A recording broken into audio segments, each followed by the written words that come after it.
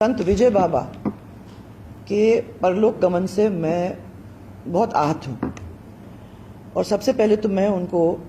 श्रद्धा सुमन अर्पित करना चाहूँगी और ईश्वर से यही कामना करूँगी कि उनकी आत्मा को शांति और जो शोक संतप्त समाज, उनके जो शुभ चिंतक हैं, उनके जो अनुयायी हैं, उनको ये बहुत बड़ा आघात सहने की शक्ति प्रदान करें। अगर राज्य सरकार ने संतों की आवाज़ को सुनी लेती और अगर उन्होंने 551 दिन का समय नहीं लगाता और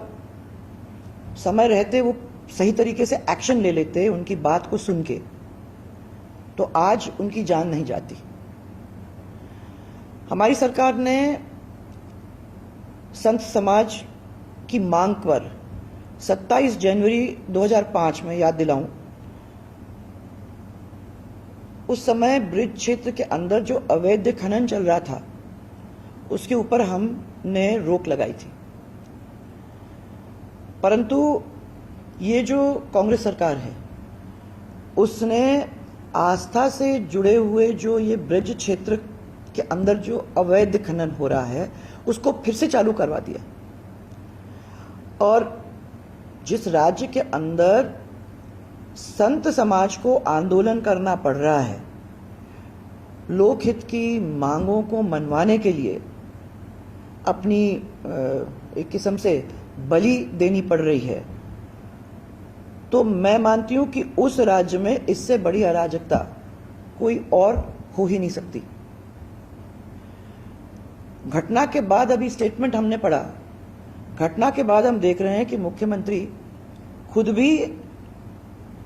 मानते हैं कि वो असहाय हैं, इस चीज को वो स्वीकार कर रहे हैं कि प्रदेश के अंदर ये जो खनन है उसको हम रोक नहीं पा रहे हैं, असहाय हैं। इससे ही ये स्पष्ट हो रहा है कि संत की मौत का जिम्मेदार कौन है। अगर कोई है तो वो राज्य की ये गहलोत सरकार है। मैं तो समझती हूं कि इसकी एक बहुत उच्च स्तरीय जांच होनी चाहिए और जो दोषी हैं, और दोषी हैं उसमें अफसर हैं, उसमें राजनीतिज्ञ हैं, अगर इन लोगों ने संतों के साथ पहले बात कर ली होती, उनके साथ बैठ लेते, उनके जो प्रॉब्लम थी उसको समझने की कोशिश करते, तो शायद ये हादसा होता नहीं। इसलिए इन सब लोगों को जो इसके अंदर हैं और जिनकी वजह से ये डिले हुआ है, उनके अंदर और इनके इस हादसे के पीछे माने पूरी तरह से इसकी जांच करवानी चाहिए और जो दोषी हैं